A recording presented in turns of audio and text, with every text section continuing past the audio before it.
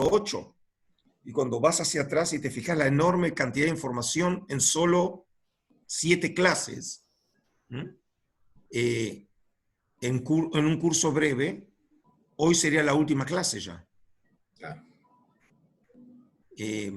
Pero bueno, son modelos diferentes. Y me alegra saber que también ves una ventaja personal en esto del curso. Sin duda alguna. Sin duda alguna. Esperamos 2 minutos para dar inicio a que se sigan ingresando los participantes. 2 minutos. Un segundo, por favor. Perfecto.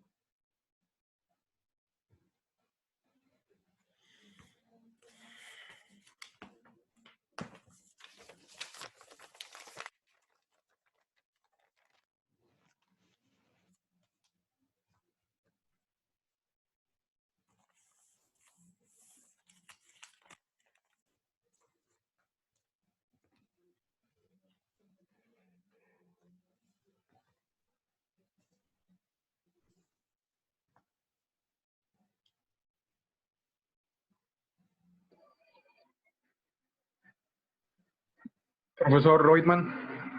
Sí. ¿Me puede ver? Arturo. Arturo Sierra. Sí, Arturo. Quiero hacerle una pregunta. Mire, yo he estado estudiando, pues, libros, sobre los manuscritos del Mar Muerto, ¿no? Sobre los manuscritos de Qumran. Y mi pregunta es si en algún momento usted tiene pensado dar un curso un poquito más enfocado solo al tema, porque sí me quedan un buen de preguntas, ¿no? Las preguntas, pues las básicas, ¿no? Que se las voy a formular ahorita, pero no para que me las responda, sino para ver si en algún curso futuro se pudieran tratar. La relación que hay entre los textos de las cuevas y las ruinas, ¿no? de Qumran. Porque ¿cómo se puede hallar esa relación? ¿Cómo sé que los textos que están ahí son textos de la comunidad? Otra, la relación, yo sé que cosas así ya se trataron en el curso, pero hablo de más material o digamos, ver teorías aparte, los puntos a favor, en contra, la relación entre esenios y los textos. O sea, y la relación entre esenios y la comunidad, o sea, las ruinas, ¿no? de Qumran. O sea, eso me parece a mí bastante problemático porque no es tan simple, y dado que no es una única postura, la hipótesis esenia, no sé si en algún curso se pudieran dar más detalles, incluidas. Querido Arturo, Sí.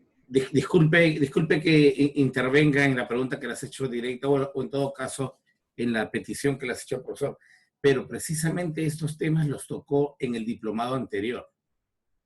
Oh, ya. Yo no estuve en ese diplomado. Ese podría ser.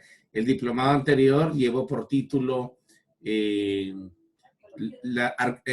los rollos del Mar Muerto y la arqueología de Qumran, en donde precisamente el profesor evalúa todas estas puntos de vista diferentes, hipótesis y la relación. ¿Verdad, profesor?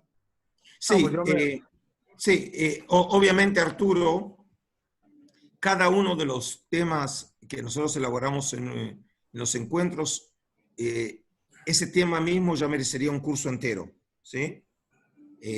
Por ejemplo, en el curso anterior tuve la oportunidad de presentar algunas de las teorías alternativas en detalle, no solamente mencionarlas como título, en donde de esa manera se puede evaluar por qué la tesis qumranita esenia es superior a nivel de articulación de los datos y consigue responder a más de los interrogantes.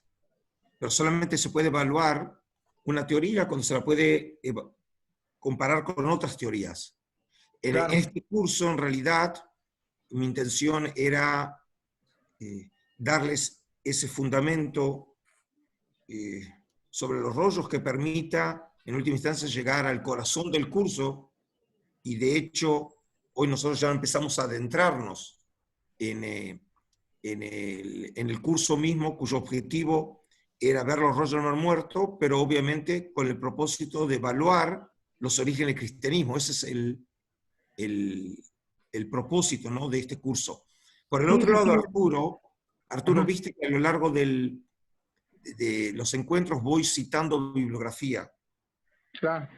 Entonces, una de mis ideas es que precisamente no se queden con mi interpretación, sino los invito a hacer una búsqueda bibliográfica, como sucede en todo curso, porque incluso en cursos universitarios es imposible poder acotar y agotar las problemáticas, y hay que enviarlos ustedes, a los alumnos, a las lecturas.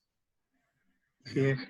¿Sí? Y por eso cada tanto, y también voy a recordar, también voy a hacer menciones de ciertas cosas, y es precisamente para ir agregándoles no solo material libresco, sino también que puedan tener acceso a otras posibilidades, incluso para criticarme a mí mismo.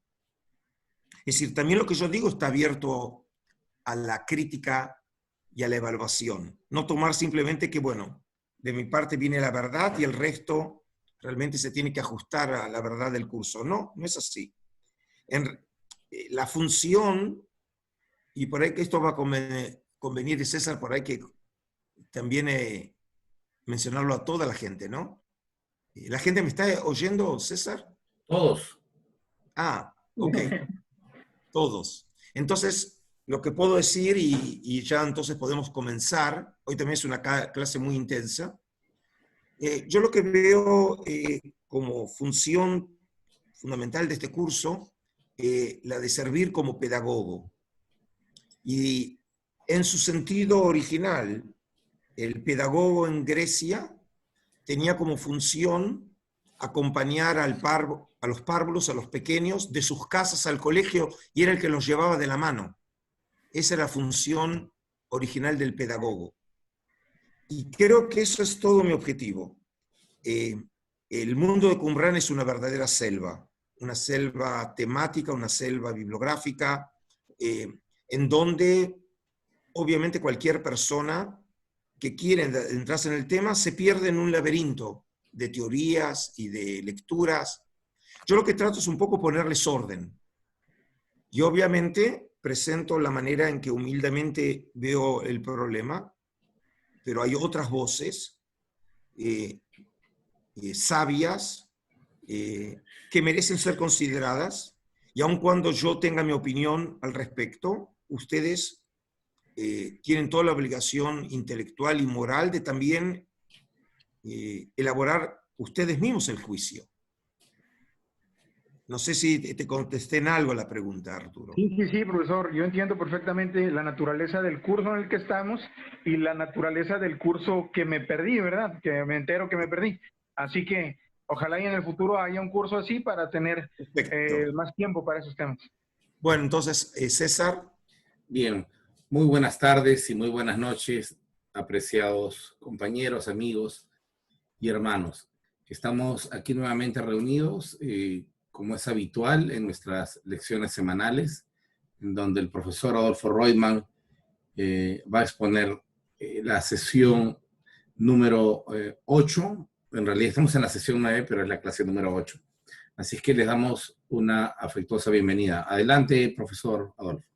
Gracias, César. Buenas noches a todos aquí desde Israel. Como les había anunciado ya en clases anteriores, nosotros lentamente nos vamos abriendo camino en lo que recién estaba llamando la selva de los rollos del Mar Muerto. Y podemos decir que nosotros estamos ahora como un avión llegando a la cabecera de pista, listos ya para volar. Hasta ahora estuvimos haciendo un largo camino que comenzó con la descripción del descubrimiento de los rollos. Luego seguimos por la arqueología, colocamos los rollos en un contexto histórico dentro del fenómeno del sectario. Tratamos de identificar al grupo que está detrás de los rollos y la manera de articular la información de los autores clásicos, la arqueología y los rollos. Y finalmente, en la clase anterior, una clase que ya lo comenté, nunca había dado antes como clase, sino simplemente una referencia general sobre el tema del mito esenio. Y ya vieron que al final de la clase pudieron ustedes notar que a lo largo de esa clase ya habíamos empezado una primera relación con el tema cristiano. Por ejemplo, cuando Epifanio de Salamina identifica a los esenios con cristianos, antes de ser llamados cristianos eran esenios, o cuando, por ejemplo, Eusebio de Cesarea identifica a los esenios, a los cristianos como terapeutas, es decir, empieza a haber ya una clara interrelación entre cristianismo y el fenómeno esenio-terapeuta. Y vimos, por ejemplo, al final de la clase, cuando se vuelven investigadores, empiezan a mostrar un interés en los esenios, empieza claramente a aparecer el tema de Jesús el esenio, hasta esa manifestación esotérica del esenismo, pero todavía siempre en un marco, con un cierto eco, con un cierto flavor cristiano. Hoy, como puede ver en la clase de hoy, la llamé los rollos del Mar Muerto del cristianismo, entre la fascinación, el misterio y la ciencia. Y puedo decir que es la clase anterior inmediata a nuestro vuelo, que comenzará a partir de la clase número 9, y ya les digo, en la cual ya directamente entraremos en el tratamiento de la comunidad del Mar Muerto, los rollos y Juan el Bautista. En esta primera parte quiero hacer un breve resumen de algo que me parece importante, que es enmarcar ahora, desde el descubrimiento de los rollos, el interés cristiano por estos documentos. En algunos momentos de la primer clase hice alguna alusión a este tema, pero obviamente era un momento muy temprano para grandes elucubraciones teóricas. Pero ahora, con la información que ustedes tienen, creo que lo van a poder entender mucho mejor. Y vamos a volver un poco para atrás. ¿Se acuerdan nosotros que cuando comenzamos la historia de los rollos, hablamos de esta persona, el metropolitano Atanasio Samuel? Él fue, junto con el profesor Zucchini, en la Universidad Hebrea, los dos que compraron rollos. Pero lo hago mención porque en este caso, aquí solo fue la casualidad histórica que desde un mismo comienzo vinculó a los rollos con cristianos, que fue por el simple hecho que los beduinos habían vendido a dos comerciantes de Belén, ¿se acuerdan? Manuscritos, uno de ellos, un famoso anticuario de profesión zapatero, Cando, un árabe cristiano, que finalmente termina vendiéndole al metropolitano, que es un cargo equivalente a obispo en la iglesia sirio-jacobita, 4 de los rollos. Es decir, que vemos que ya desde un mismo comienzo están en manos de un cristiano, aunque todavía no saben qué son, qué valor tienen, de qué época vienen, qué relevancia pueden tener para el estudio antiguo en general y del cristianismo. Hay un hecho objetivo, hay un cristiano que tiene los rollos. Este hecho luego se continúa y es una información que ya la vimos, pero ahora quiero que lo vean dentro de este marco. Atanasio Samuel, a los efectos de poder conocer el valor de estos rollos, los lleva a la American School of Oriental Research, se lo conoce como ASOR. En 1948 es lo que se conoce hoy como el Instituto Albright de Arqueología Bíblica en la ciudad este de Jerusalén, y se encuentra con John Trevor, que estaba haciendo su postdoctorado en la Universidad de Yale. Otra vez, los miembros de Albright son fundamentalmente, muchos de ellos, no todos americanos, generalmente vienen con una tradición protestante, otra vez vienen con un background, un trasfondo cristiano, y otra vez ellos muestran interés en los rollos. Es decir, ahora vemos cristianos, no en tanto religiosos, sino con un trasfondo cristiano, pero investigadores que otra vez acceden a los rollos. Y les recuerdo, por ejemplo, el anuncio, que fue el primer anuncio en la historia, lo que sería el break news, ¿sí? De tipo CNN, de entonces, el 12 de abril de 1948, la Universidad de Yale anunció ayer el descubrimiento en Palestina del primer manuscrito conocido del libro de Isaías. Y fue encontrado en el monasterio sirio de San Marcos en Jerusalén, donde se había conservado en un rollo de pergamino que data aproximadamente del siglo I antes de nuestra era. Nosotros obviamente sabemos que no fueron descubiertos en el monasterio, pero sí los 4 rollos estaban en posesión de Atanasio Samuel, que dirigía los destinos del monasterio de San Marcos. Y ahí entonces mencionan que fueron identificados por estos estudiosos de la escuela americana y hacen mención a los otros 3 rollos. Uno es el de Habacuc, ¿se acuerdan ese comentario del libro bíblico de Habacuc? Otro que parecería ser un manual de disciplina de alguna secta u orden monástica comparativamente poco conocida, posiblemente los esenios. Es decir, 1948. Recuerden que ustedes los primeros rollos fueron hallados a fines del 46 y 47. Ya aparece la tesis esenia, independiente de la tesis esenia que había sido sugerida ya por el profesor Zukenik en la Universidad Hebrea.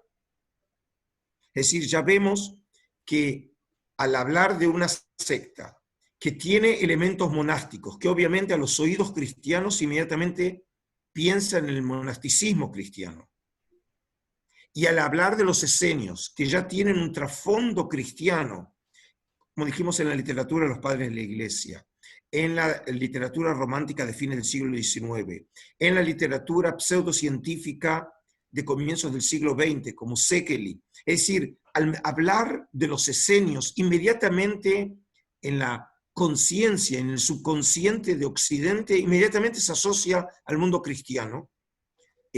Vemos como que ya desde un comienzo el tema del cristianismo está en la atmósfera. Ahora, por ejemplo, lo tenemos a Atanasio Samuel. ¿Se acuerdan que él saca de contrabando los rollos del Mar Muerto en su posesión y los lleva a los Estados Unidos?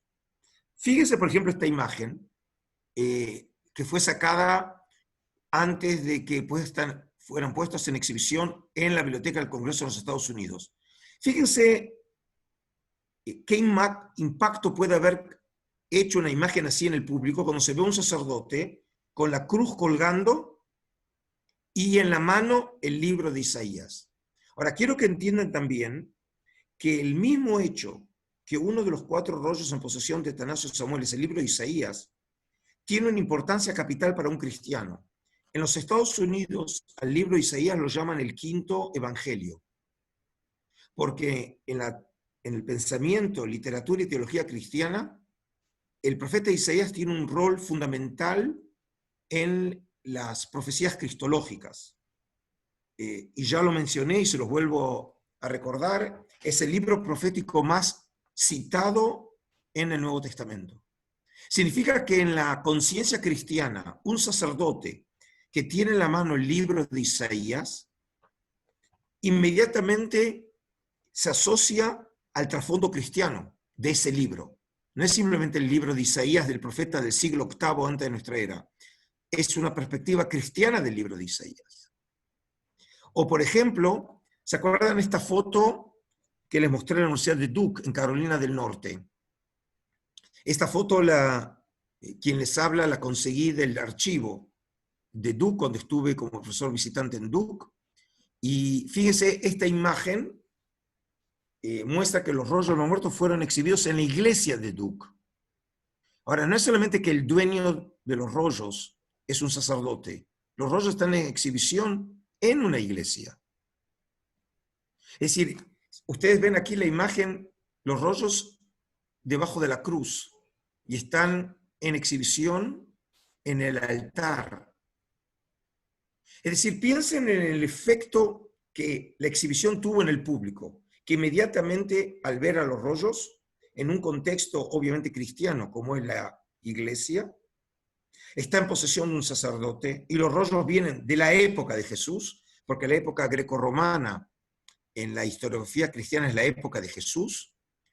Claramente vemos que desde un mismo comienzo, cuando todavía no se sabe bien qué dicen estos documentos, empiezan a ser comprendidos, interpretados, leídos en un marco cristiano. Aquí lo tienen, por ejemplo, esta imagen a Brownlee. Brownlee era el profesor también de la Universidad de Duke, frente al rollo de Habacuc. Y nuevamente lo que vemos es cómo los cristianos desde un comienzo muestran interés en los manuscritos. Aquí, por ejemplo, les muestro dos libros que aparecen en 1955. Lo que muestra es que, más allá de las publicaciones científicas, empiezan a publicarse libros para el público en general, para que lo conozcan los rollos. Millard Burroughs publica los Dead Sea Scrolls con una traducción, y este libro es interesante, el de Edmund Wilson. Edmund Wilson escribe una serie de artículos en una revista muy popular llamada The New Yorker, que luego termina convirtiéndose en un libro que precisamente al comienzo hoy del encuentro hablaba de materiales que ustedes pueden leer, lo pueden leer en español. Acá lo tienen en breviarios del Fondo de Cultura Económica. Es este libro, Los rollos del Mar Muerto y el descubrimiento de los manuscritos bíblicos.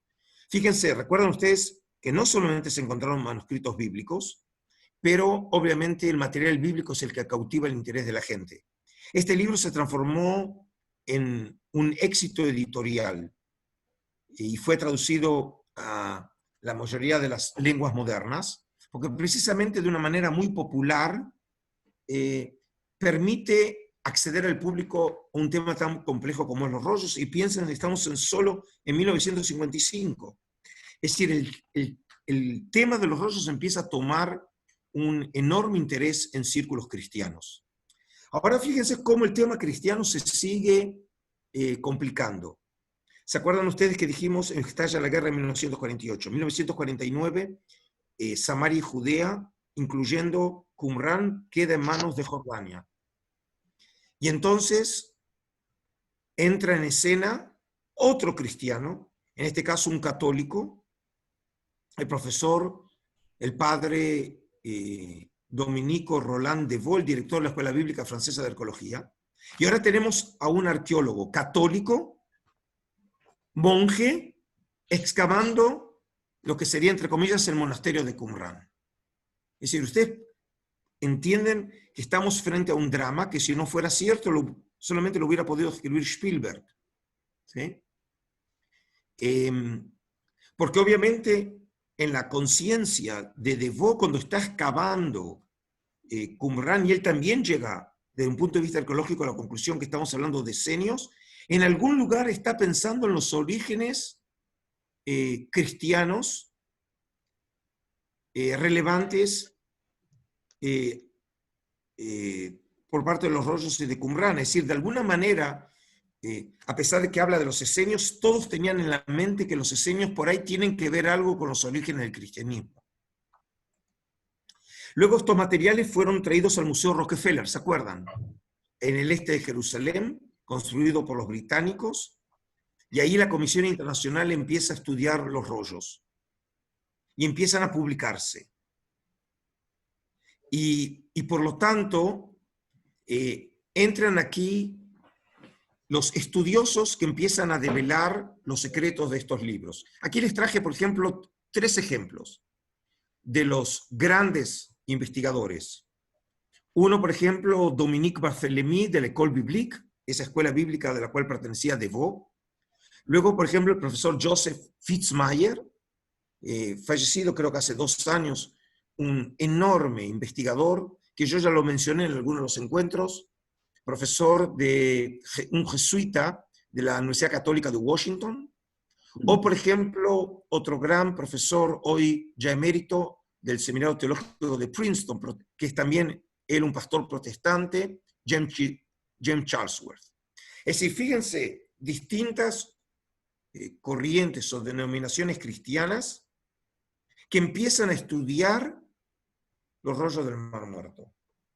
Y obviamente, ninguno de ellos puede dejar de lado su educación y su formación académica desde un ámbito cristiano cuando empiezan a estudiar los rollos. En otras palabras, estos investigadores cristianos obviamente también le formulan preguntas cristianas a los rollos del Mar Muerto. Y aquí quiero muy rápidamente hacer alusión a algo que por ahí ustedes no tienen conciencia. ¿Se acuerdan que nosotros dijimos que en los años 50 empiezan a publicarse los primeros rollos del Mar Muerto? En esos años, finales de la década del 50, están trabajando en Roma en lo que va a terminar siendo uno de los acontecimientos cumbres de la Iglesia en la segunda mitad del siglo XX, que es el Concilio Vaticano II, que con su declaración Nostra Aetate produce una verdadera revolución en las relaciones judeo-cristianas. Es decir, que cuando se están publicando los rollos y la Iglesia va a terminar emitiendo una declaración favorable hacia los judíos, negando la responsabilidad del deicidio, de acusación del deicidio a los judíos, y que va a marcar un punto de inflexión en las relaciones judeos-cristianas, va coincidiendo con la publicación de los rollos del Mar Muerto, que precisamente redescubren el contexto judío en el cual se va a formar el cristianismo. Y este punto de inflexión en el ámbito religioso, en las relaciones judeo-cristianas, derivan en 1993 con el acuerdo político entre la Santa Sede y el Estado de Israel, y aquí ven el intercambio de documentación cuando se establece el acuerdo fundamental que lleva a las relaciones diplomáticas que existen hoy en día entre la Santa Sede e Israel. Y si ustedes creen que la conexión que hago entre los rollos del Mar Muerto y los cambios estratégicos en las relaciones judeo-cristianas simplemente son parte de un midrash mío y no algo que refleja la realidad, el argumento que tengo más claro para mostrarles que los hombres que vivieron esos momentos veían la relación es que en 1994, pocos meses después, llegan los rollos del Mar Muerto a Roma, a pedido de la Santa Sede. La autoridad de Antigüedades de Israel había enviado rollos del Mar Muerto a los Estados Unidos.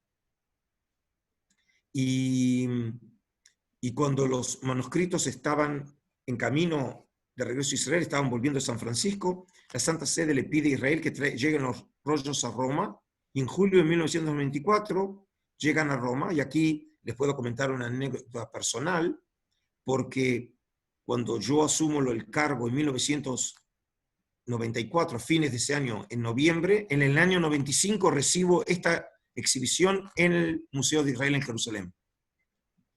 Fue la primera exhibición en la cual me tuve que hacer cargo, fue esta exhibición. Y la pregunta es, ¿por qué la Santa Sede le pide a Israel que lleguen los rollos del Mar Muerto a Roma? Obviamente no era para aumentar el caudal de turismo, porque lo tiene asegurado el Vaticano, no necesita los rollos del Mar Muerto. Lo que significa que la propia Iglesia veía en los rollos una metáfora de ese vínculo original entre judíos y cristianos.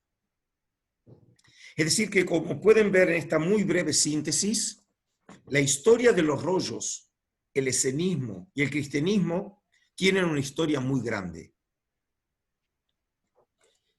Y ahora quiero entrar en una parte que seguramente aquellos que están cansados ahora se van a despertar, porque siempre los escándalos y sensacionalismos interesan a todo ser humano. ¿Cómo empezó a evaluarse el tema de los rollos en una narrativa cristiana. Sobre la perspectiva académica la vamos a ver en el resto de los encuentros, pero quiero que vean que hay un camino que lo que sirvió es para aumentar el interés en general del público en la relación entre el escenismo, los rollos y el cristianismo, tiene que ver con estos escándalos. Y aquí traigo el ejemplo de unos 5 investigadores, más una que es un escándalo pero a otro nivel, que nos muestra el marco en el que empiezan a leerse y estudiarse los rollos, y que lo convierten realmente en un ícono cultural que no tiene parangón con ningún otro hallazgo arqueológico del siglo XX, y por eso el enorme interés mundial que generan los rollos del Mar Muerto hasta hoy en día. Quiero, por ejemplo, presentarles a John Allegro. John Allegro fue una figura muy problemática de la comisión nombrada por Roland de Vaux. Era profesor de la Universidad de Manchester, que terminó muy mal en las relaciones con el resto de los miembros. También su calidad académica fue bastante problemática. Por ejemplo, él publicó el volumen número 4 de DJD, ¿se acuerdan? Los volúmenes de Oxford, que mereció una enorme crítica, hasta tal punto que el profesor John Stracknell publicó un addendum, un agregado, el volumen 4 de 100 páginas, corrigiendo las lecturas de Allegro, que habían sido incorrectas, ¿sí? Y John Allegro publica un libro escandaloso que se llamó The Dead Sea Scrolls and the Christian Myth, ¿sí? Los rollos del Mar Muerto y el mito cristiano. Y fíjense cuál era su perspectiva. El objetivo del libro era mostrar la progresión lógica de la historia judía a través de los escritos y la arqueología de Qumran, en oposición a la revelación única del cristianismo tradicional. Como ven, claramente es un libro que invita a la polémica, que se quiere oponer a la posición de la iglesia y oponer a Qumran a la iglesia tradicional. Allegro sugirió que el cristianismo tradicional se desarrolló a través de una interpretación errónea, literal, de las narrativas simbólicas encontradas en los rollos por escritores que no entendían la mente de los esenios. Es decir, según lo que él afirma, el cristianismo sería una aberración del original esenismo. Sostuvo además que el cristianismo gnóstico se desarrolló directamente de los esenios y que Jesucristo era un personaje ficticio, basado en una persona real, que había ayudado a establecer el movimiento esenio o camino, como a veces aparece en los textos, y vivió en el siglo I, alrededor de 100 años antes del periodo tradicional de los eventos del Nuevo Testamento. Es decir, que Jesucristo habría sido una persona real, pero no es el Jesucristo del cristianismo. Eso es una invención cristiana. Sería eso, un mito cristiano. En un capítulo titulado ¿Se levantará el verdadero Jesucristo?, Allegro se refirió a este hombre, como sería el Jesucristo histórico, como el maestro de justicia. Y aquí sabemos que ya en los años 50 se había elaborado la teoría que el maestro de justicia, el Morea Tzedek, mencionado en los rollos del Mar Muerto, era como si fuera un preanuncio del futuro Jesús, ¿sí? Es decir, otra vez tratando de engarzar o articular la comunidad del Mar Muerto y los rollos con el cristianismo. Pero en el caso de Allegro todavía fue mucho más radical. Allegro argumentó que la palabra esenios significaba sanadores, y esto sabemos que es cierto. Habían heredado una tradición de curación con plantas y piedras que habían sido transmitidas por los ángeles caídos que llegaron al monte Hermón, mencionados en el libro de Enoch. Eso, por supuesto, de la perspectiva de los esenios. Presumió que su establecimiento del complejo de Qumran junto al Mar Muerto estaba relacionado con la interpretación y anticipación de una profecía sobre el maestro de justicia.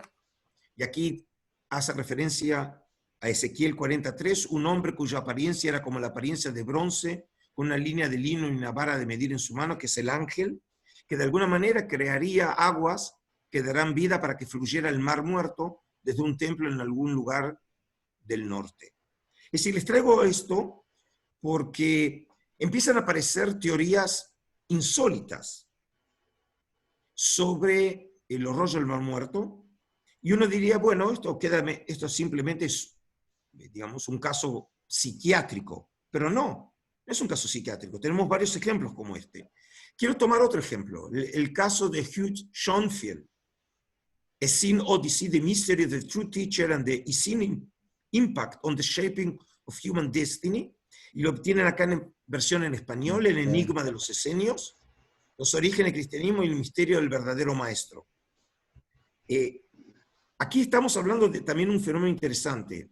Él tiene también un título académico, es doctor.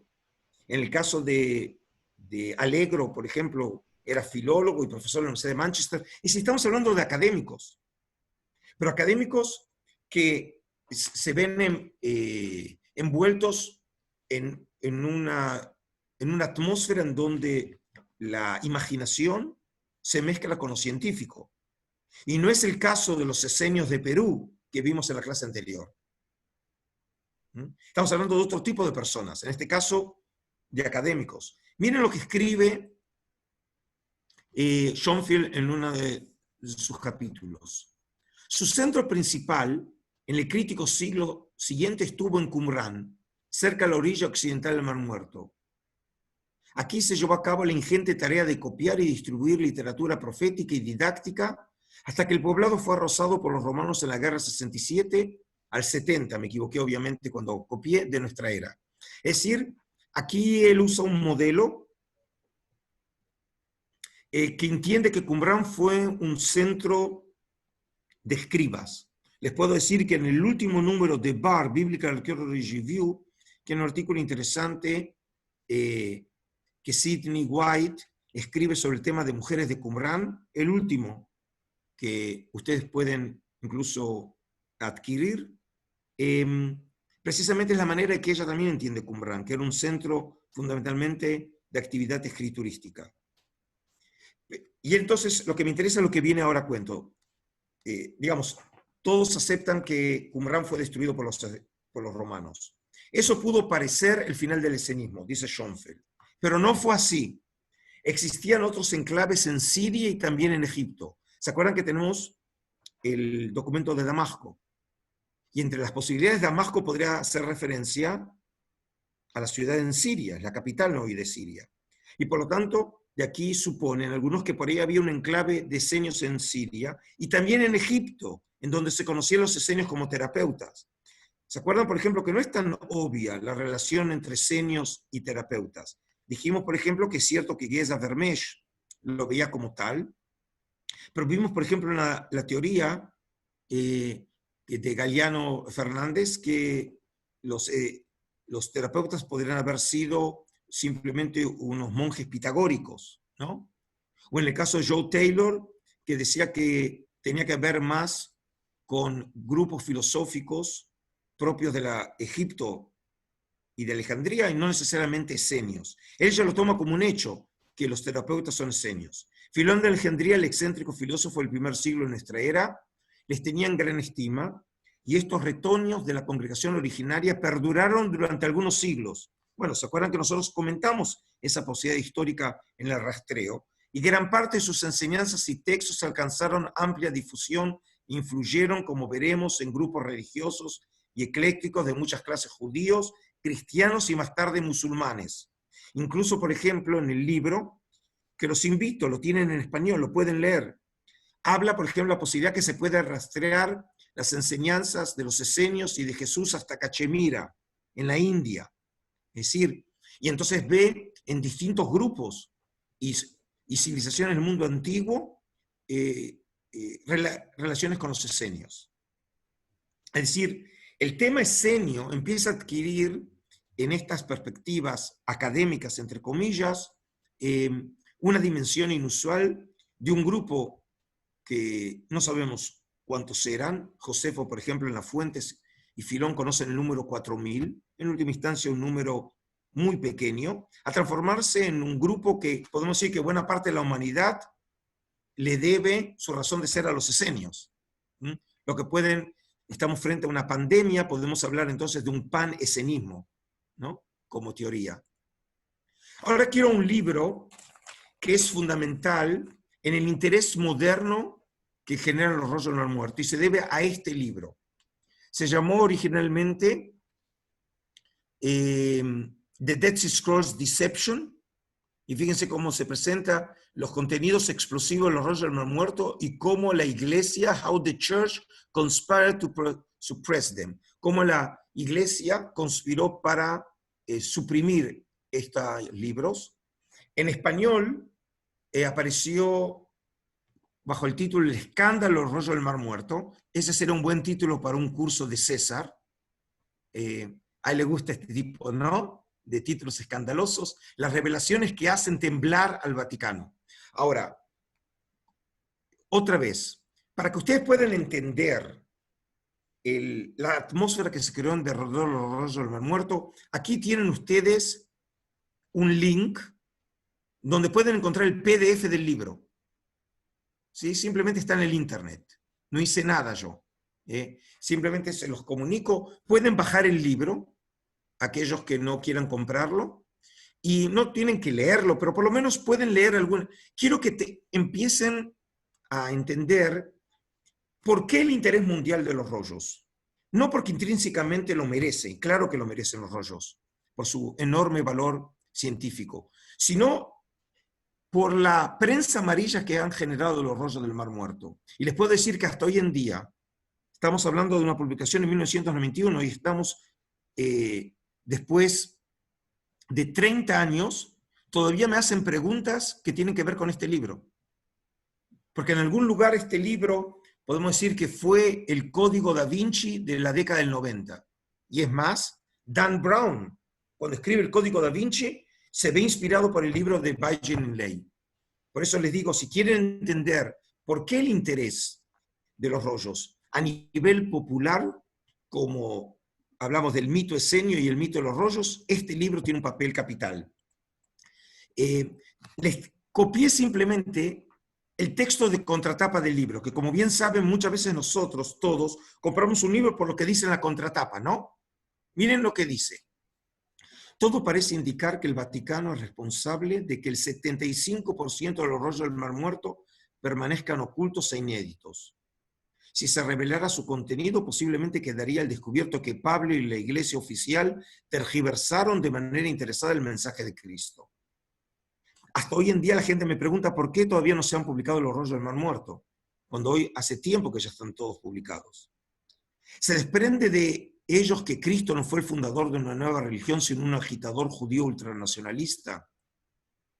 El embustero a que aluden los rollos era Pablo, un espía o delator romano que se infiltró en la iglesia primitiva para dividirla y manipularla. Fíjense, ahora significa que los rollos serían, en un lenguaje codificado, en realidad serían polémicas dentro de la iglesia. El mensaje de los rollos coincidía con el de Cristo y ambos chocan con los dogmas de la iglesia oficial. ¿Cuál es la tesis del libro? Los rollos fueron obra de fanáticos judíos que tenían mucho en común con los primeros seguidores de Jesús y que pudieron haber sido idénticos a ellos, dirigidos por su hermano Santiago el Justo. Los rollos se mantuvieron en secreto durante décadas por un equipo dominado por académicos católicos bajo el liderazgo de un fraile dominico, Roland de Vaux. Y como bien saben, el tema siempre de la iglesia y los escándalos de la iglesia siempre prenden muy bien en las noticias. Los autores afirmaban que las ideas preconcebidas de de Vaux y otros miembros del equipo los llevaron a ignorar la evidencia de la probable procedencia del siglo I de muchos de los rollos, y en cambio a consignar estos rollos de manera segura al pasado distante. Y ahora quiero, para sintetizar, cómo la ciencia seria lee este tipo de materiales, y les traje como ejemplo la crítica de un gran amigo y un enorme investigador español, Antonio Piñero, profesor hoy emérito de la Universidad Complutense de Madrid, era el departamento de Filología Neotestamentaria. Dice así sobre esta tesis: respecto a ella hay que decir simplemente, como Helmut Stegemann, que fue un gran investigador alemán, ya fallecido, que todo su montaje se basa sobre 3 afirmaciones rotundamente falsas. La primera, que hasta 1991 solo se había presentado al público 25% del material de Qumran, lo acabamos de decir, ¿no? Es decir, que 75% no fue publicado. La verdad es que hasta ese momento se habían publicado el 80% de los textos, pero en ediciones que esos periodistas parecen no haber conocido. Es más, de los textos más amplios e importantes que afectan directamente a la comprensión del Nuevo Testamento y del primitivo cristianismo, se había publicado ya en 1970 más del 90%. Pero otra vez, el público en general no tenía y no tiene tampoco idea de lo que se publicó o no se publicó. Y por lo tanto, si los periodistas lo dicen, debe ser que tienen razón. Por eso hay que desconfiar. La segunda, que todo este retraso en la publicación de los manuscritos, del que se ha hecho eco la prensa con tanto escándalo, se debió a maquinaciones del Vaticano, el cual, según estos periodistas, no tenía el más mínimo interés en que aparecieran los textos para que no se acabara el negocio eclesiástico. La verdad, por el contrario, es la siguiente. La edición de los textos se encargó tanto a investigadores católicos como a protestantes o agnósticos. Por ejemplo, como el caso de Allegro, que lo era. De los 7 miembros del equipo original de edición, solo 3 eran católicos. El Vaticano jamás tuvo el control físico de los manuscritos, de modo que bien poco podía hacer para impedir su publicación. El retraso en la edición, por cierto, de textos en general menos importantes para la interpretación de la historia del cristianismo primitivo que los publicados casi de inmediato, y aquí se refiere fundamentalmente a los fragmentos de la cueva número 4, se ha debido exclusivamente a circunstancias personales de los investigadores encargados de ella, por ejemplo, muerte, desgracias o crisis personales, exceso de trabajo en otros ámbitos universitarios, o problemas técnicos. Lo que queda por editar son fragmentos minúsculos, difíciles de descifrar o de encajar en lo que conocemos. Y la tercera, que la cronología de los textos es errónea, que muchos de ellos pertenecen a la época cristiana y que por lo tanto han de interpretarse bajo esta luz. Es decir, para poder aceptar la tesis de ellos, que es una lectura cristiana, y que los textos realmente lo que esconden es una polémica detrás de la cual se encuentra Pablo, tengo que pensar que los rollos fueron escritos en el siglo I. Y en concreto estos textos desvelan la historia secreta y verdadera del cristianismo primitivo. A este supuesto ya hemos respondido hace un momento. Es hoy irrefutable que el grueso de los manuscritos de Qumran es anterior al cambio de era, y todos anteriores al año 50-60 después de Cristo. ¿Cómo van a desvelar la historia secreta del cristianismo primitivo, que como construcción ideológica se forma por esos años? Ahora, ustedes dicen, bueno, esto se debe a que fueron simplemente periodistas y no eran académicos, que hacen una lectura cristiana de los rollos. Pero en realidad les quiero traer 2 ejemplos de 2 académicos muy idiosincráticos, que también desde el mundo académico han desafiado a los, digamos, al establishment académico. Una es esta profesora, la profesora Barbara Thiering en Australia, que hasta donde yo sé, sus libros no han sido traducidos al español. Aquí tiene uno de ellos, Jesus and the Riddle of the Dead Sea Scrolls, es Jesús y el riddle, es el enigma de los rollos del Mar Muerto, o este otro libro, Jesus the Man, Decoding the Real Story of Jesus and Mary Magdalene, ¿sí? Decodificando Jesús el hombre, decodificando la verdadera historia de Jesús y María Magdalena. Como ven, es un buen título para otro de los cursos. César, creo que te los recomiendo, ¿sí? Y aquí, muy rápidamente, una académica dice así: como ejemplo, considere el caso de Barbara Thiering. Ella afirma que los rollos son producto de la rivalidad entre los partidarios de Juan el Bautista, identificado como maestro de justicia de los rollos, y Jesús, identificado con el hombre de la mentira.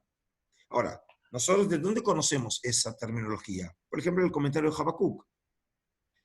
Pero ella dice, no, el comentario de Habacuc en realidad no habla de una polémica contra los líderes macabeos. En realidad es una polémica intracristiana entre los seguidores de Juan y los seguidores de Jesús. Para mis propósitos, es decir, de quien escribe, esta teoría debe considerarse totalmente extravagante inicialmente, dada la datación científicamente definitiva, basada principalmente en técnicas paleográficas y de radiocarbono de los rollos, a un periodo mucho antes del nacimiento del cristianismo. La teoría de Thiering, por cierto, es un buen ejemplo de una teoría marginal que es popular entre los medios. Y les puedo asegurar que es cierto.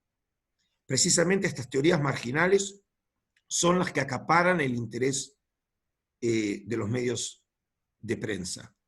Este es un ejemplo de Australia y ahora el profesor de la Universidad de California, el profesor Robert Eisenman, que escribió este libro James the Brother, es decir, Santiago el hermano de Jesús y los rollos del mar muerto, donde otra vez hace una lectura cristiana de los rollos, sugiriendo otra vez que él ha podido decodificar el mensaje secreto. Según Eisenman, los documentos revelan una actitud militante y nacionalista. Hay que detallar los rollos no en el periodo macabeo, sino en la era herodiana, más tardía. Es decir, dijimos la mayoría de los rollos del mar muerto son antes de Jesús, y él precisamente cree que los rollos hay que datarlos después. Lo que significa que el sacerdocio, el que se opusieron, fue el sacerdocio colaboracionista herodiano, corrupto y comprometido, y no como generalmente los entendemos, que es el sacerdocio macabeo. Él ve paralelos entre la postura política, religiosa y ética de estos documentos sectarios y la de Santiago, el hermano de Jesús, a quien identifica con el maestro de justicia y ve al sacerdote malvado y el hombre de la mentira como dos adversarios diferentes de la comunidad del Mar Muerto. El sacerdote malvado, que es el sumo sacerdote Ananus ben Ananus, que lo conocemos de Josefo y el Nuevo Testamento, el verdugo de Santiago, y el hombre de la mentira, Pablo.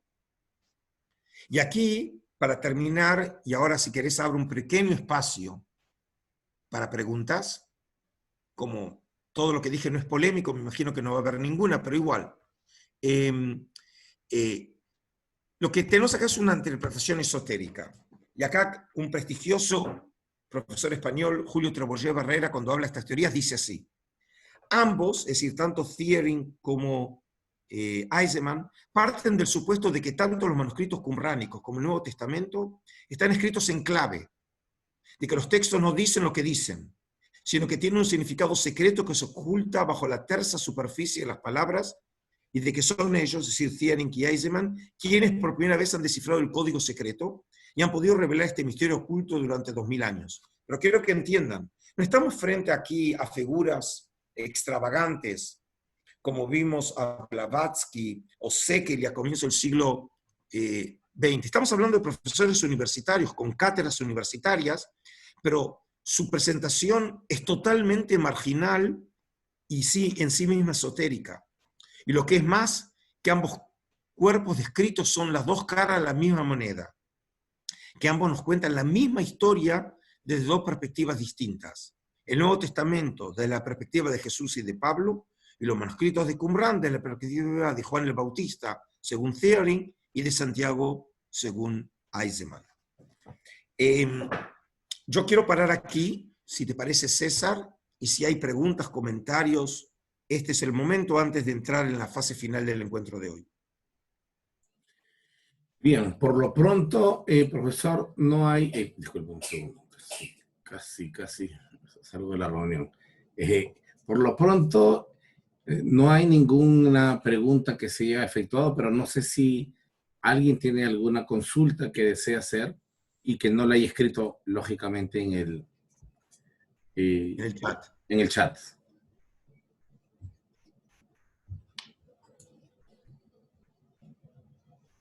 Ok, entonces si es así, todavía deben estar tratando de asimilar lo que estuve diciendo. Solamente quiero hacer una breve referencia porque quiero entrar en los próximos minutos a consideraciones, por cierto, un poco densas, que son metodológicas, pero que son muy importantes para el encuentro del resto del curso. Quiero solo hacer una rápida mención, no voy a leer todo el texto, de la profesora Rachel Elior de la Universidad Hebrea de Jerusalén, quien ha accedido a los medios precisamente con una teoría sugiriendo que los esenios nunca existieron. Es decir, como a veces se ha dicho que Jesús no existió, tampoco los esenios ahora existen. Es simplemente una fabricación literaria hecha por los escritores clásicos. Ella ha escrito profusamente en los últimos años sobre los rollos del Mar Muerto, para que entiendan que no solamente en los círculos académicos cristianos hay teorías extravagantes, sino también la profesora Elior La profesora Lior es una prestigiosa estudiosa de la mística judía y que en los últimos años se ha dedicado a la literatura de Enoch y los rollos del mar muerto y ha generado una enorme polémica. Solamente hago la mención por si ustedes se encuentran con ese tema. Y quiero entrar entonces directamente, viendo ahora el reloj y el tiempo que queda, a consideraciones metodológicas. Y quiero entrar con lo siguiente. Con nosotros ahora ya dejamos el campo de lo esotérico, de la fascinación, ahora entramos realmente en el campo científico, y es la introducción inmediata a lo que vamos a hacer en el resto de los encuentros hasta el final del curso. Cuando nosotros hablamos de la contribución de los rollos del mar muerto, podemos definir 4 campos fundamentales en los cuales podemos ver por qué los rollos del mar muerto son importantes. Uno, porque nos permite estudiar la lengua de los judíos en época antigua, el arameo, el hebreo y el griego. El segundo campo fundamental es el aporte de los estudios de la Biblia hebrea. ¿Se acuerdan a los textos? Yo no lo desarrollé, pero en el curso anterior, precisamente, que hice sobre los rollos, más de un encuentro fue dedicado a problemas textuales de la Biblia hebrea y los rollos. Un tercer campo de investigación es la diversidad del judaísmo en la época del Segundo Templo, en lo que tiene que ver con la literatura, el pensamiento y la sociedad. Y un cuarto punto, que es un área de contribución de los rollos, y que nos interesa a nosotros fundamentalmente, es la matriz de origen del cristianismo antiguo. Es decir, es uno de los campos legítimos que han generado interés mundial, es de qué manera los rollos del mar muerto permiten estudiar los orígenes del cristianismo. Pero ahora la pregunta es lo siguiente. De todos los manuscritos del Mar Muerto, ¿se acuerdan que bajo el rótulo manuscrito del Mar Muerto tenemos no solamente Qumran, tenemos Wadi Dalia, tenemos Wadi Murabat, Wadi Sdeir, Nahal Heber, Nahal Tzeilim, Masada, Wadi Karantal, tenemos otros lugares.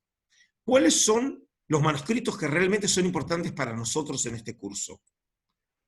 Es decir, ¿qué rollos del Mar Muerto son significativos para el estudio de los orígenes del cristianismo? Los manuscritos de Qumran y Masada, que son anteriores a la destrucción de ambos sitios durante la guerra contra Roma en el siglo I, son los documentos realmente importantes para nosotros. Porque los materiales de Bar Kokhba ya es un periodo del siglo II en el cual el cristianismo ya está creciendo. Pero estos documentos tienen que ver con la matriz de origen del cristianismo, que es precisamente los manuscritos de Qumran y Masada. La segunda cuestión es la posición privilegiada de los rollos del Mar Muerto para el estudio del Nuevo Testamento. Es decir, ¿por qué los rollos son importantes? ¿Qué tienen los rollos intrínsecamente que nos permiten evaluar los rollos del Nuevo Testamento, los orígenes de la Iglesia, de una perspectiva totalmente novedosa? Primero, la información de primera mano sobre el judaísmo palestinense, del cual surgió el cristianismo primitivo y la literatura neotestamentaria. Es decir, el primer punto, y es un argumento fundamental, es que tenemos materiales originales que no pasaron por el tamiz de la Iglesia ni del rabinismo. Es decir, obviamente tenemos tradiciones sobre los orígenes de la Iglesia, sobre Jesús, que se transmitieron también en la literatura de los padres de la Iglesia, en la literatura agnóstica. Pero estos materiales, en última instancia, reflejan mucho más, y en muchos casos, las posiciones teológicas de los autores que emitieron esas opiniones, que el valor histórico mismo de la tradición, porque son mucho más tardías y están en un contexto histórico, sociológico, teológico, diferente de la época grecorromana. En el caso de los rollos del Mar Muerto, los materiales vienen de primera mano. Es más, como lo dije a veces en reportajes, cuando me preguntan por qué los rollos son importantes, les digo, miren, una manera muy clara de entenderlos, como si no hubieran llegado a través del túnel del tiempo. Es decir, tenemos material original de esa época, que es precisamente la cual nace el cristianismo. El segundo punto, los rollos del Mar Muerto no son todos de igual manera significativos para el estudio del Nuevo Testamento. Y esto es un punto importante. Bajo el rótulo rollos del Mar Muerto, aunque sean de Masada y de Qumran, también tenemos que distinguir acá los materiales. Por ejemplo, están los textos bíblicos.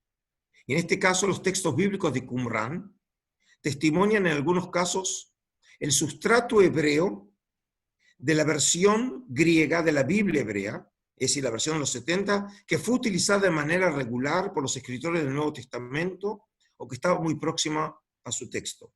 Más específicamente, el sustrato hebreo de la versión de los 70 difiere de la versión masorética, pero concuerda con la presente en la versión griega del Nuevo Testamento. ¿Qué es lo que queremos decir con esto? Es lo siguiente. Un cuarto de los rollos del Mar Muerto que se encontraron en Qumran son textos que llamamos bíblicos. Son testimonios textuales, versiones antiguas, de lo que luego conoceremos como los escritos sagrados de la Biblia hebrea. Y en algunos casos las versiones textuales difieren de la versión masorética, pero concuerdan con la versión, en algunos casos de los 70, es decir, la traducción griega hecha por los judíos en Alejandría entre el siglo III y el siglo I, que sirvió como texto base para la difusión de las escrituras entre los paganos por los cristianos. Y los textos del Nuevo Testamento hacen referencia a esa versión que ellos utilizaban y conocían. Y por lo tanto los rollos iluminan en este caso un punto muy específico de los estudios del Nuevo Testamento. No echan luz, en este caso, los textos bíblicos sobre Jesús o sobre Juan el Bautista, pero sí a nivel textual. Y aquí les traje un ejemplo para que entiendan de qué estoy hablando. Miren el ejemplo que voy a traer. Tenemos en Hechos capítulo 13, tenemos el siguiente texto en el Nuevo Testamento, y se los leo. Por tanto, hermanos, sepan que por medio de Jesús se les anuncia a ustedes el perdón de los pecados. Estamos hablando de un texto hace referencia a Pablo. Ustedes no pudieron ser justificados de esos pecados por la ley de Moisés, pero todo el que cree es justificado por medio de Jesús. Tengan cuidado, no sea que les suceda lo que han dicho los profetas. Y aquí el apóstol cita Habacuc 1:5, miren burlones, asómbrense y desaparezcan, estoy por hacer en estos días una obra que ustedes nunca creerán, aunque alguien se la explique. ¿Ok? Y trae una cita de Habacuc. Ahora, quiero que se fijen, la versión que trae Hechos 13, de Habacuc 1:5, es la versión que nosotros conocemos de los 70, que utiliza la expresión burlones, o algo en ese sentido, pero que difiere de la versión masorética de 1:5 de Habacuc. En vez de miren burlones, el texto dice miren a las naciones. La palabra en hebreo es bagoim. Es una palabra totalmente diferente, ¿no? Entonces la pregunta es, bueno, estamos hablando de algo muy sofisticado, pero importante en los estudios bíblicos. La versión es diferente. ¿De dónde nació la versión burlones que aparece en los 70 y que aparece en Hechos, que no aparezca en la lectura masorética? Y aquí, precisamente en este punto, nos ayudan los rollos del Mar Muerto. Por ejemplo, en la versión del Pesher Habacuc, el comentario de Habacuc, nos quedó restos de ese versículo, de la frase de Habacuc 1:5, y dice, la interpretación de la cita se refiere a, esto no está en el original, pero lo que nos interesa es la palabra los traidores, abogdim, con el nombre de mentira. Es decir, en una versión que probablemente conocían los rollos del Mar Muerto, del libro de Habacuc, la palabra no era bagoim en las naciones, sino abogdim, que es los traidores. Y en la distancia entre traidores y burlones ya es mucho más pequeña que entre burlones y naciones. Es decir, en otras palabras, la versión del Nuevo Testamento no es un invento de un escriba cristiano, sino que utilizó una versión que se conocía en esa época y que también parece haberla conocida el autor del comentario de Habacuc, pero que no se ve reflejado en la versión masorética. No sé si todos pudieron entender este planteo, pero lo que les quiero que digan nos sirve para los estudios del Nuevo Testamento, pero en una dimensión muy, muy estrecha que tiene que ver los estudios textuales. ¿En qué otra cosa más nos sirven los rollos del Mar Muerto?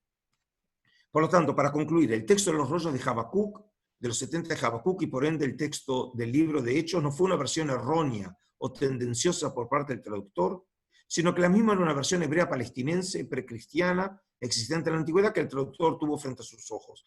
Es decir, como dije, es una conclusión importante, pero me imagino para muchos de los participantes de este curso dicen, pero no, lo que yo quiero saber es si los rollos son importantes para el estudio de Jesús y Pablo, ¿no? Y Juan Bautista. Para eso tenemos otros documentos de los rollos más muertos que sí son cruciales para nosotros. Tenemos los documentos sectarios, como la regla de la comunidad, el documento de Damasco, el regla de la guerra, los Pesharim, como Habacuc. Tenemos la literatura parabíblica y extrabíblica, como la literatura que llamamos intertestamentaria, como el libro de Jubileos, libros de Enoch. Es decir, lo que nos permiten los rollos más muertos es ahora recuperar ese trasfondo literario, teológico, religioso de los judíos, y es en esos marcos tan polifacéticos, plurivalentes del judaísmo antiguo, en donde podemos colocar los comienzos del cristianismo. Es decir, para el estudio del cristianismo primitivo y de los escritos neotestamentarios, estos escritos, es decir, como dije, los sectarios y la literatura intertestamentaria, son de suma importancia para el conocimiento de una rama del judaísmo antiguo, es decir, los esenios, que hasta ahora nos era conocida solo por medio de Filón, Josefo o Plinio. Y este grupo echa luz sobre una de las influencias que habría tenido efectos sobre el cristianismo antiguo. Es decir, nosotros no tenemos que identificar a los esenios con el cristianismo. Pero lo que sí podemos, y Qumran en este caso va a ser clave, que el material que se encontró en los rollos, probablemente de un origen esenio, como ya lo probamos en la primera parte, nos permite ahora iluminar, como si fuera un foco, los orígenes del cristianismo y poder entender cosas que ustedes van a entender en la segunda parte del curso, que si no fuera por esta literatura no los entenderíamos, sea a nivel de práctica, sea a nivel teológica, sea a nivel de temas literarios. Es decir, nos permite ahora hacer una nueva lectura de los escritos del Nuevo Testamento, precisamente gracias a libros que tienen como origen esos años. La tercera cuestión. Los rollos del Mar Muerto sirven para controlar el uso de la literatura rabínica en el estudio del Nuevo Testamento. Por ejemplo, las discusiones legales presentes en los textos rabínicos. Por ejemplo, la rigurosidad en el cumplimiento de las observancias relativas al Shabbat, que aparecen en textos tardíos. Sabemos ahora que no son materiales anacrónicos de origen tardío, sino antes bien testimonios literarios tardíos de polémicas auténticas y antiguas existentes en el judaísmo del Segundo Templo. Es decir, los rollos del Mar Muerto nos permiten ahora saber cómo tenemos que usar la literatura tardía. Porque si nosotros solamente teníamos la literatura de los padres de la Iglesia y la literatura rabínica para poder leer el judaísmo antiguo, ¿cómo sabemos qué materiales son antiguos y qué materiales son tardíos? Hoy los rollos del Mar Muerto nos permiten controlar de esa manera la información. Y entonces nos permite identificar en literatura tardía elementos antiguos, porque los tenemos presentes en una literatura independiente como son los rollos del Mar Muerto, que nos permiten ahora poder decidir si los materiales tardíos son relevantes para la época antigua o no. Hasta el descubrimiento de los rollos no lo podíamos saber. Y por eso también había creado problemas metodológicos ciertos, porque no se sabía bien cómo utilizar los materiales tardíos. ¿Qué recaudos metodológicos a tener en cuenta en ocasión de usar los rollos del Mar Muerto para el estudio del Nuevo Testamento y los orígenes del cristianismo?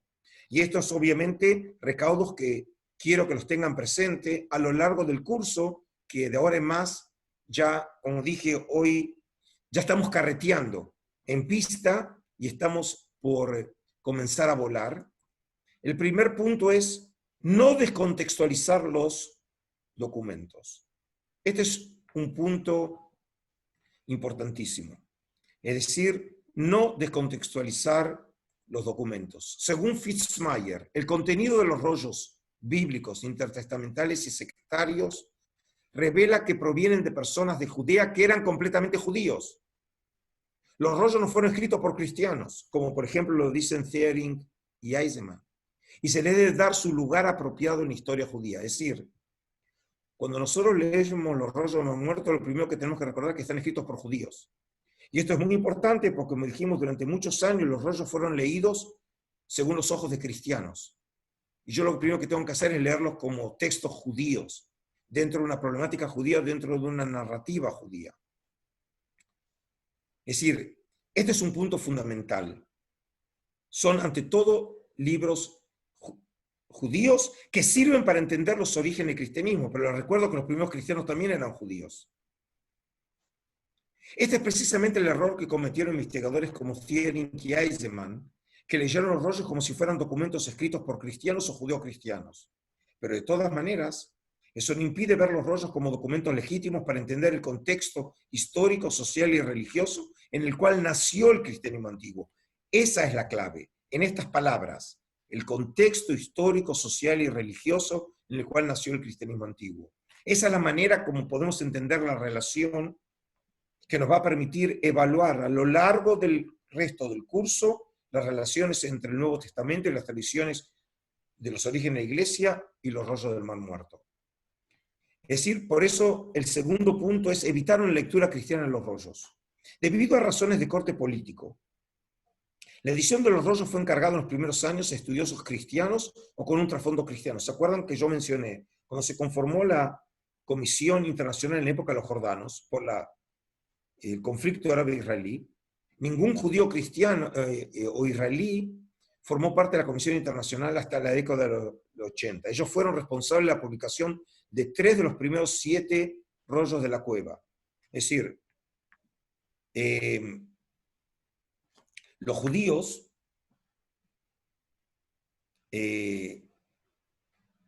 tenían solamente los rollos de Sukenik. El resto de materiales estaban en manos de la Comisión Internacional. Publicaron los rollos de la cueva número 1, todo el resto de los fragmentos de la cueva 1, los volúmenes 1 y 7, 9, 12 y 13 en la serie de DJD, los fragmentos de Enoch de la cueva 4. Todos estos materiales no fueron publicados por judíos. Como es de esperar, estos investigadores no tenían naturalmente el conocimiento necesario para leer estos documentos a la luz de la literatura rabínica, a los efectos de llevar a cabo las comparaciones pertinentes. Es decir, quiero que entiendan, si estamos hablando de judíos, significa que entonces tenemos que entenderlos dentro de una perspectiva judía. Muchos materiales sobre los rollos de los muertos tratan problemas legales que tienen vida en la literatura rabínica, en la Mishnah, en los Talmudim. Los cristianos formados en Divinity School en Princeton o en Harvard no tienen esa formación. Saben leer textos filosóficos, teológicos, pero no tienen el entrenamiento para leer la literatura rabínica. ¿Cómo pueden entender aquel que no está entrenado esos textos rabínicos? Por ejemplo, fíjense, están los miembros de la Comisión Internacional. O eran católicos, o eran protestantes, o eran agnósticos, pero no eran judíos. Esto llevó en muchos de los casos a que los estudiosos interpretaran los rollos dentro de marcos conceptuales cristianos, como ser el interés de estos en cuestiones como el mesianismo, antes que en asuntos de claro talante judío como las regulaciones sobre pureza ritual. ¿Por qué? Porque obviamente a los cristianos nos interesa el tema de la pureza ritual. Y entonces, por ejemplo, empiezan a haber libros que se centran en el mesianismo de Qumran, o la escatología y mesianismo de los rollos. No es que los rollos no traten esos temas, pero no es un tema único, exclusivo de los rollos. Pero obviamente a los cristianos les interesa mucho más hablar sobre el mesianismo y la escatología, hablar sobre problemas de pureza. Y entonces de esa manera se fue marcando una narrativa que cuando los cristianos presentaban a los rollos y a los qumranitas parecían ser protocristianos. Y por eso fue la gran revolución con este libro que el profesor Larry Schiffman publica en 1994, un profesor de la Universidad de New York, que llamó este libro Reclaiming the Dead Sea Scrolls, reclamando los rollos de los muertos. ¿Para quién reclamándolo? Para los judíos. Él es un judío ortodoxo, que lo que hace obviamente es ahora prestarle atención a los materiales auténticamente judíos que están en los rollos del Mar Muerto, que tienen que ser vistos dentro de la perspectiva judía, desde la liturgia judía, desde la mística judía, desde la legalidad judía, que, como dije, precisamente los cristianos, por no estar entrenados en ese campo, no podían evaluar en toda su dimensión, esa dimensión judía de los rollos.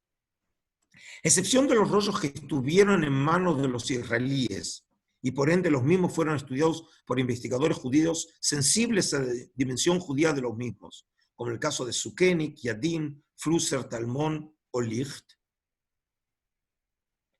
Recién a partir de la década de los años 80, investigadores israelíes o judíos pudieron acceder a los materiales de Qumran, hallados en Qumran, durante la época de los jordanos, al ser nominados para formar parte de la Comisión Internacional, como fue el caso de Elisha Qimron, la profesora Dvorah Diman, el profesor Immanuel Tov o Joseph Baumgarten. Es decir, cuando los judíos empiezan a entrar en el estudio de los rollos, no significa que son más inteligentes o sabios que los cristianos, pero lo que hacen es que su formación judía y sus conocimientos judíos le permiten ser sensibles a las sutilezas judías que aparecen en los rollos del Mar Muerto. Y el tercer punto, para ir terminando, que es muy importante porque nos va a acompañar a lo largo de todo el curso, es evitar la paralelomanía entre los rollos del Mar Muerto y los escritos neotestamentarios. ¿Qué significa esto? La primera reacción de los investigadores cuando estudian textos nuevos, como los aparecidos en Qumran, es fijarse en los puntos de contacto entre los nuevos materiales y los ya conocidos.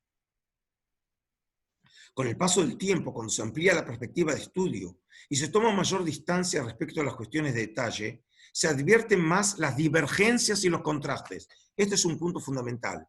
No solamente tenemos que prestar atención a lo que se parecen, sino también a lo que se difiere. Hoy conocemos muchísimos datos que acercan el mundo de los primeros judíos cristianos al mundo judío de la época y el esenio en particular. Sin embargo, aparecen también a las claras las diferencias que separan al cristianismo del esenismo, o de lo que cabe conocer de este. No cabe reducir la comparación entre el Nuevo Testamento y los textos de Qumran a cuestiones de detalle. La comparación de estas dos colecciones en su conjunto, y no solo de versículos sueltos tomados de una y de otra, pone de relieve más a las claras las diferencias que las separan. Es decir, que un objetivo que tendrá el resto de nuestro curso no solo identificar en lo que se parecen, sino también en lo que difieren la comunidad del Mar Muerto y los rollos con el cristianismo y el Nuevo Testamento. Aunque no ofrezcan un testimonio directo sobre los orígenes cristianos, la importancia de los textos de Qumran para el estudio del Nuevo Testamento es absolutamente decisiva. Y así termina Trebuchet Barrera diciendo: ofrecen una información muy rica y valiosa sobre el judaísmo de la época y permiten conocer en consecuencia lo que se ha llamado la matriz judía del cristianismo, como decía Kaiserman. El último punto, y les prometo que estoy por terminar. ¿Hay acaso copias de textos del Nuevo Testamento en los rollos del Mar Muerto? Por ejemplo, el profesor Joseph O'Callaghan publicó un artículo revolucionario en Bíblica en el año 72 llamado Papiros Neotestamentarios en la Cueva 7 de Qumran. Y en este caso, según su tesis, algunos de los fragmentos griegos escritos en papiro hallados en la Cueva 7 de Qumran, y en esta cueva nos hallaron restos de documentos escritos en hebreo o arameo, serían testimonios de algunos textos del Nuevo Testamento, especialmente el fragmento famoso, que es el que ven acá en imagen, el 7Q5, que sería, según él argumentaba, una copia del Evangelio de Marcos, 6, 52, 53. Los puedo tranquilizar, nadie aceptó esta tesis en la comunidad internacional. Es una tesis que terminó siendo rechazada por la comunidad internacional, pero que generó un enorme interés, porque obviamente sería el sueño de todos encontrar fragmentos antiguos del primer siglo del Nuevo Testamento. Entonces, en resumen, y me disculpo de haberme excedido unos minutos, pero empezamos en realidad a las 12:15. En resumen, la importancia de los rollos del Mar Muerto para entender los orígenes del cristianismo radica en el hecho de que por primera vez en la historia tenemos documentos originales de la época grecorromana, que nos permiten recontextualizar los escritos neotestamentarios en la matriz del judaísmo palestinense, en donde se originó el cristianismo. Es decir, si tengo que resumir todo el encuentro de hoy, es en esta palabra: recontextualizar. Los rollos del Mar Muerto nos permiten ver por primera vez los orígenes del cristianismo en su marco natural, que es el judaísmo palestinense del siglo I de nuestra era. Bueno,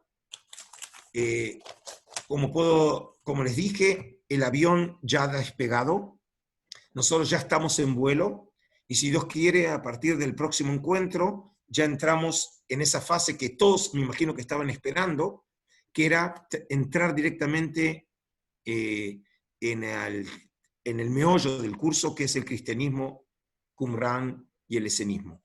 Ahora, si hay alguna pregunta, entonces... Profesor, haberlo escuchado esta clase ha sido nuevamente sensacional. Particularmente para este servidor, me llevó a la década de los 90. Yo conocí personalmente al padre José O'Callaghan. Recuerda que en Jerusalén hablamos de ese tema. Sí. Y yo lo conocí personalmente a él. Era un apasionado defensor de su tesis. Y, como así tiene que ser. Así es. Y bueno, también leí mucho de Robert Eisenman en la década de los 90 cuando estaba en la Facultad de Teología. Así es que pues me llevó a aquellos años mozos cuando todavía cuando mi cabello era frondoso. Bien. Nuestro compañero Ariel Schwarzman tiene una pregunta acerca de... Adelante, formúlala, Ariel.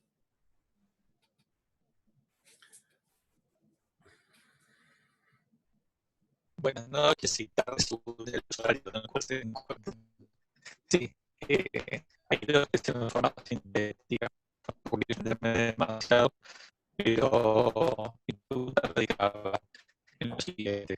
Ya sea... A ver, un segundo, Ariel, un segundo. Tenemos no sé si soy solo yo o todos lo escuchan cortado. Yo no puedo oírlo, no puedo distinguir sus palabras. Ya, a ver, yo le transmito entonces la pregunta, porque él escribió aquí hace un instante. Bueno. La pregunta de nuestro compañero Ariel decía lo siguiente. Usualmente, los sectarios no se consideran a sí mismos como tales, sino que son definidos como secta por grupos externos. Sí. ¿Qué configura el rasgo de secta en el caso de los esenios o en el caso de los qumranitas? ¿Es solo cuestión de número? ¿Es oposición al poder establecido, a la religión institucional? Esa es la pregunta del compañero. Bueno, Ariel, en realidad parte de la respuesta la diste. Tiene que ver también primeramente con un número. Por ejemplo, si nosotros pensamos en el cristianismo, comienza como un movimiento con características sectarias, con el movimiento de los seguidores de Jesús, y cuando se transforma en la religión del Estado de Roma, pasa a ser una iglesia universal, y obviamente ya no es una secta. Comenzó su camino como secta, pero se transforma en una iglesia porque ahora ocupa el centro de poder.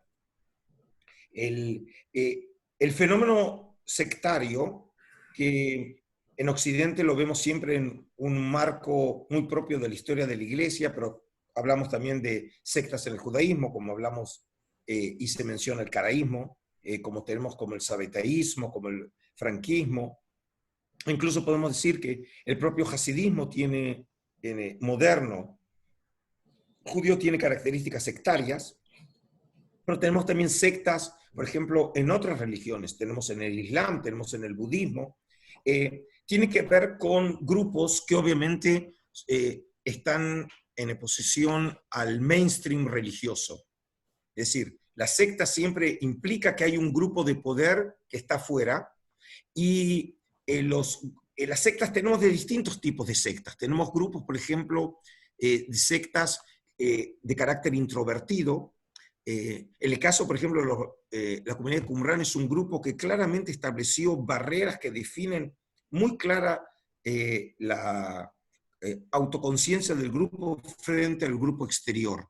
Por eso, por ejemplo, lo que encontramos en los rollos, que presenta una ideología religiosa de claro tinte sectario, dualista, en donde hay un nosotros interno, que obviamente son los que conocen la verdad, y todos los que están afuera, obviamente, es el mundo de la oscuridad, son los hijos de la oscuridad, son los enemigos, ellos siguen a Belial, en esa posición de luz y sombra, de los buenos y los malos, en una división dualista de la realidad, está en función de una teología sectaria. Pero no todas las sectas tienen las mismas características. En el caso de Qumran, el modelo sectario es muy propio para poder entenderlo, y por eso, por ejemplo, los modelos sociológicos contemporáneos de secta sirven realmente como referente para entender la sociología de Qumran.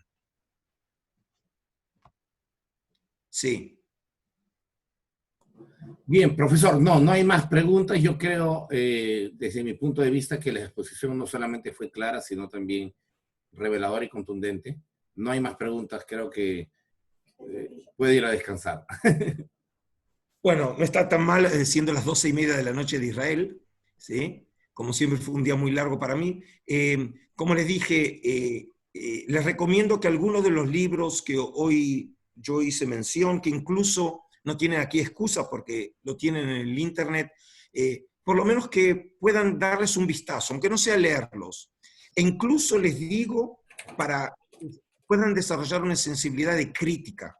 No porque yo lo diga, yo quiero que lean algunos pasajes de esos libros, que vean, por ejemplo, y que entiendan por qué esos libros son problemáticos, por qué el libro de Bachen en ley realmente podemos decir que es un verdadero pasquín, que no tiene un valor científico, porque está escrito desde la prensa amarilla. Y todos esa información les va a permitir a ustedes venir ahora armados para enfrentar esta segunda y la parte definitiva del curso, donde, como dije, ahora ya el avión ya está en vuelo, y si Dios quiere, la próxima semana comenzamos ya con uno de los personajes más enigmáticos de la historia de la Iglesia, como la figura de Juan Bautista. Buenas noches, Shabbat Shalom, y que Dios los bendiga desde Shalom. Muchísimas gracias. Un gusto, y gracias a ustedes por la participación. Buenas noches. Sí, gracias, profesor. Adiós, compañeros. Gracias, Shabbat Shalom.